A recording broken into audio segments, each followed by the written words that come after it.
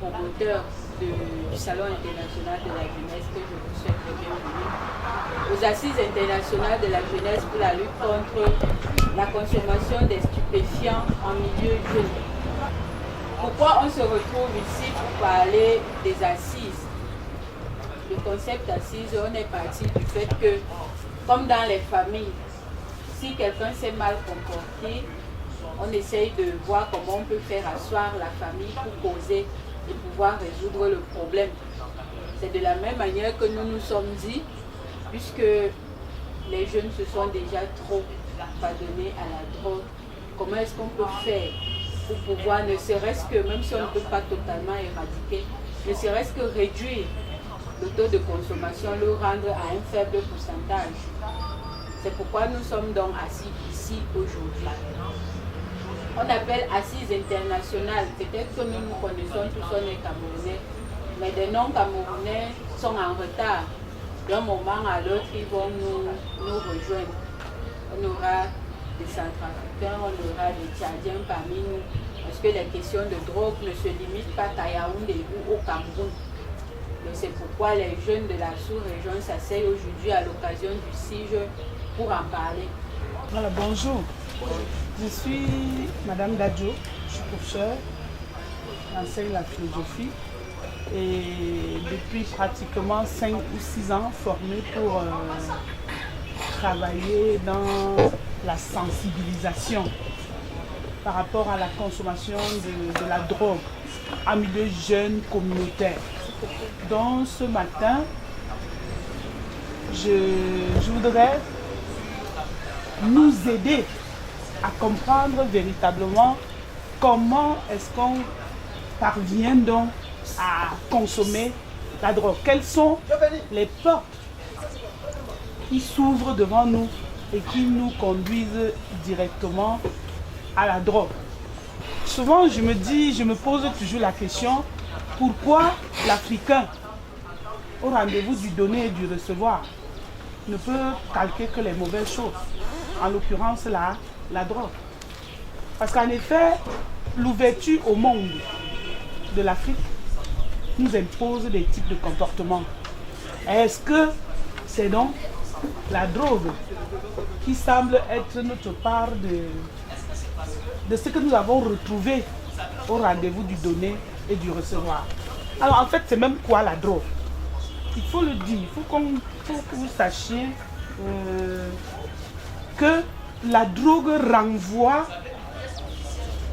à toute substance.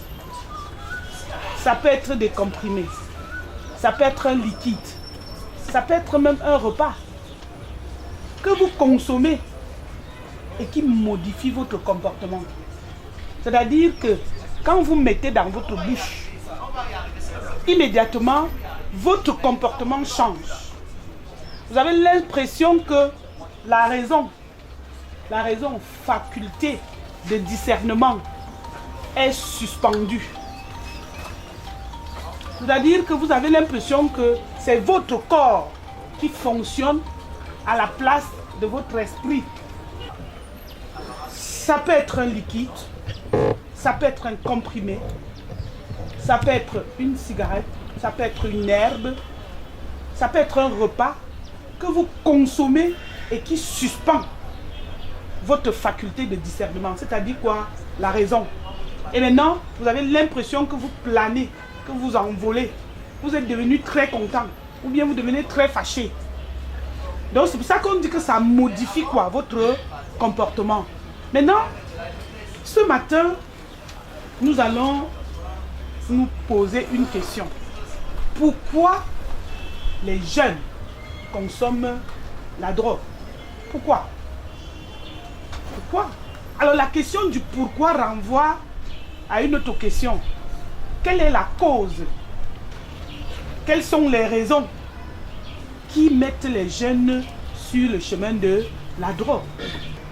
Cela nous oblige à remonter à l'histoire de chacun de nous. Chacun de nous a une histoire.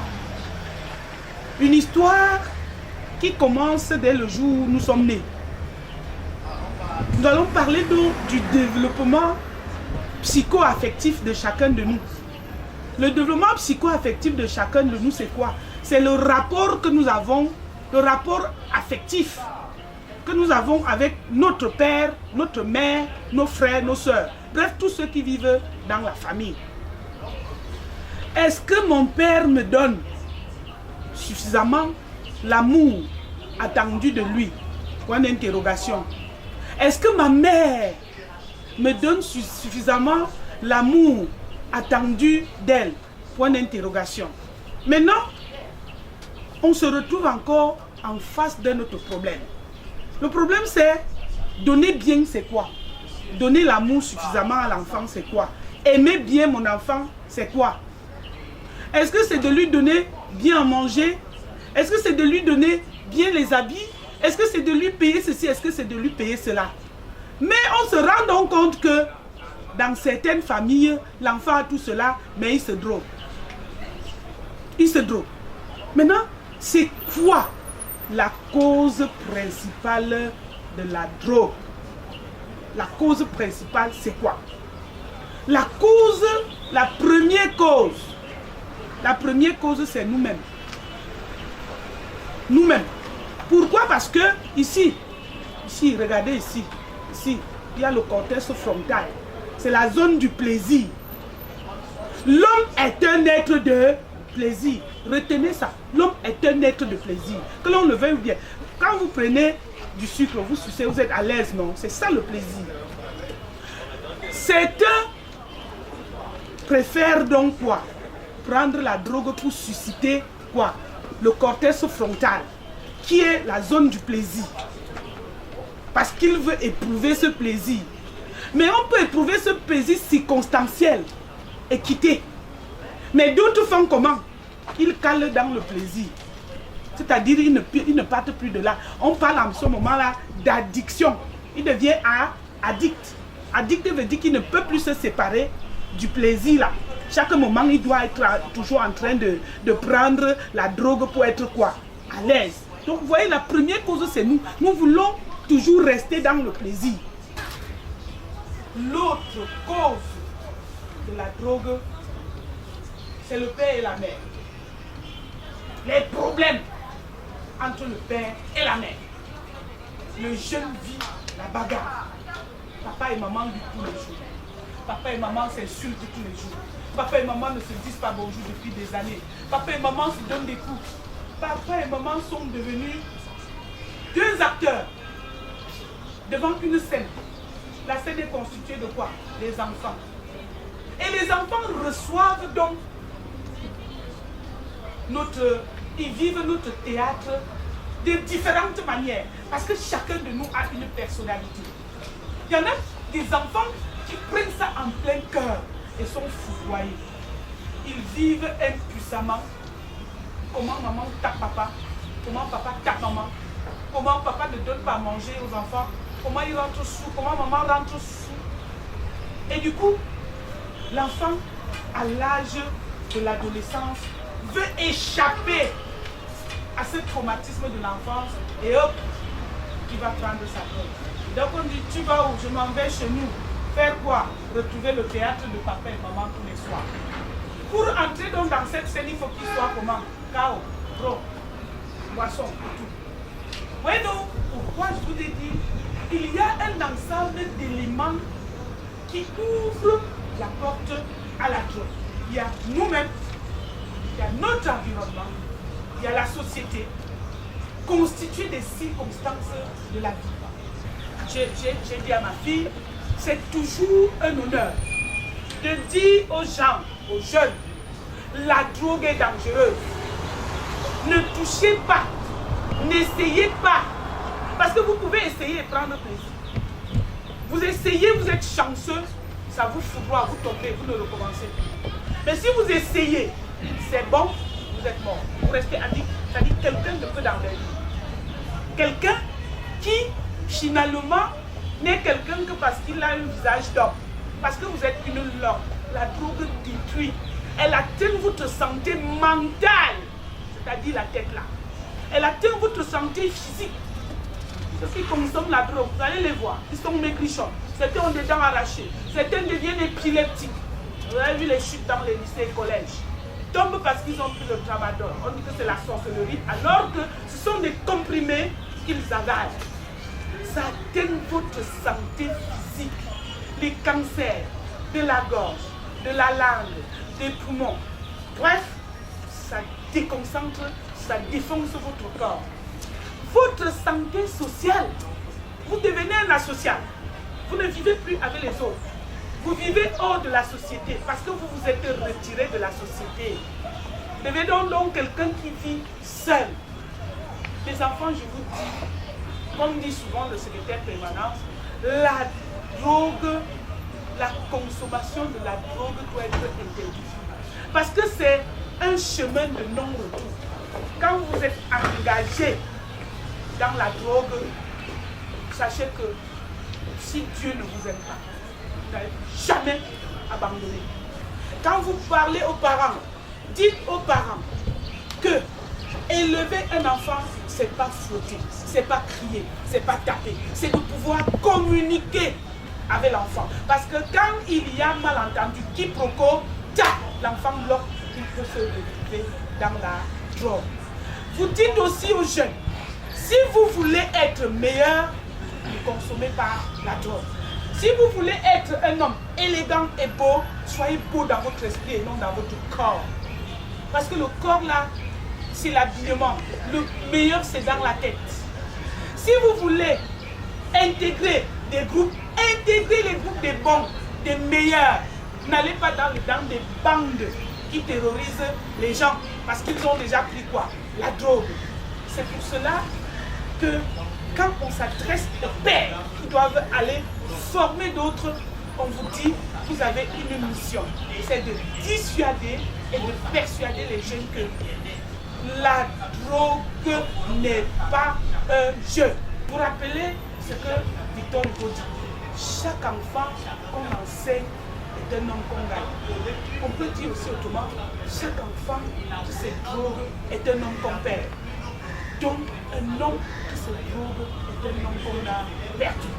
Donc, voilà mes chers frères, mes chers enfants, mes chers collaborateurs, ce que je pouvais vous dire. Sauf s'il y a des questions, je pourrais répondre aux questions qui me seront posées. Je vous remercie.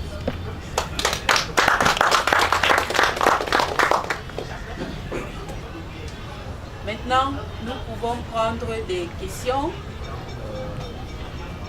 Vous avez posé une question de savoir pourquoi l'on se drogue. Quelle est la cause? Et à cela, vous avez donné beaucoup d'éléments de réponse. D'abord, c'est le sentiment, le plaisir qui pousse.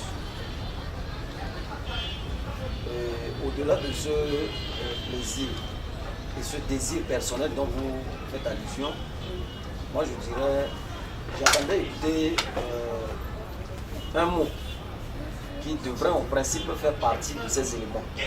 D'abord, l'irresponsabilité de l'État. Je pense qu'il faut impliquer aussi cela.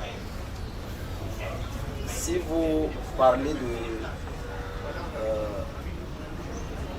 du refus d'affronter les difficultés qui poussent certaines personnes à se droguer pour éviter de ne pas sentir les difficultés alors que la personne se trouve toujours dans le même état quand il ne va pas se droguer. Parfois, le chômage, ça peut pousser aussi quelqu'un à se droguer. Quand la personne n'a pas le travail, quand la personne n'a rien à faire, il reste comme ça l'énerve. Mais pour oublier cet état-là, il juge mieux de se droguer afin de surmonter son état social. Même à l'université, donc ce que vous avez dit, vous avez parfaitement raison. Parce que j'habitais le campus universitaire. Et à l'époque, au campus, vous savez, c'est regorgé de beaucoup de facultés. Des étudiants, médecins, juristes et autres. J'ai posé la question à un collègue étudiant en médecine, 7e année. Je lui ai demandé est-ce que la consommation de drogue est interdite. Parce qu'eux-mêmes, ils prennent ça pour étudier avec. tous ceux qui prennent au campus, on les connaît. Ils prennent le tramadol rouge. C'est là-bas que j'ai fait la connaissance. Il m'a fait savoir que c'est un médicament qui est autorisé à l'hôpital à consommer. Mais c'est les gens qui en font de cela drogue. L'abus, c'est comme, il m'a répondu courtement comme ça, il dit, même le manger. Quand tu manges beaucoup, ça dépasse la limite, ça veut dire que ce n'est pas normal. Donc aussi, ce comprimé-là, c'est de cette manière. Et donc, vous voyez, tout ce tas de choses. Parfois, tu as beaucoup de cours, tu as la pression d'évacuer certains chapitres qui t'attendent.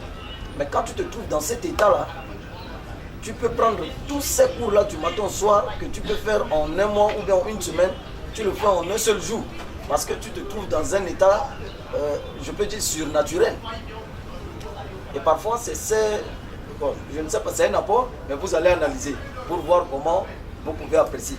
Et c'est dans ce sens-là que moi, j'ai vu, autre que les éléments que vous aviez cités. Je vous remercie. Oui. Donc ici, la situation qui est en ordre. Oui. Donc les enfants, à partir de la rue, manque de diversité. Donc pareil, il y a eu des problèmes dans la vie. Donc ma question, j'aimerais un peu savoir le chemin du recours. Ça dit quand on a vu maintenant dans la rue, la modérateur, c'est la modératrice. Ça veut dire que lorsqu'on a dans la route, pour sortir, c'est pas facile. Bon, je ne sais pas si c'est un hasard ou bien ça dépend de l'organisme de c'est un entre les petits ressorts, ça se passe comment. Et maintenant aussi, quel rapport peut faire avec. En Europe, il y a les centres de désintoxication qui participent à faire sortir. Ça dit tout vraiment un gars, même dans les films, on voit quelqu'un qui est dans la rue. Il est même au stade terminal. Et maintenant, ils ont des centres de. Qu'est-ce qu'on fait en Afrique? Ça existe? Je ne sais pas. Par rapport à. Quel est le rôle que ces centres peuvent jouer par rapport à aider les gens à faire ce genre. I'm Goa Sofa. Yes. I'm a student here in Yahoo. Okay, my question goes with what we have expressed that. So I was like wanting you to bring out when you say drugs, because when you talk of drugs, you made mention of food. The food contains, you made mention of alcohol. Now, for example, you see in Africa, yes, most especially at home, we consume alcohol.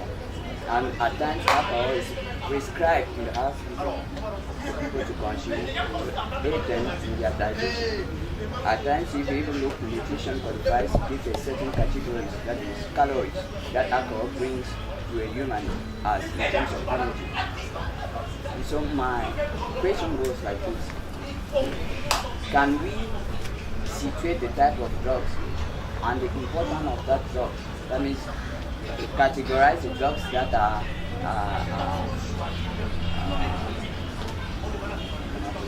can we categorize the drugs? That means the ones that are nocive and the ones that are necessary and mandatory for the well-being of an individual.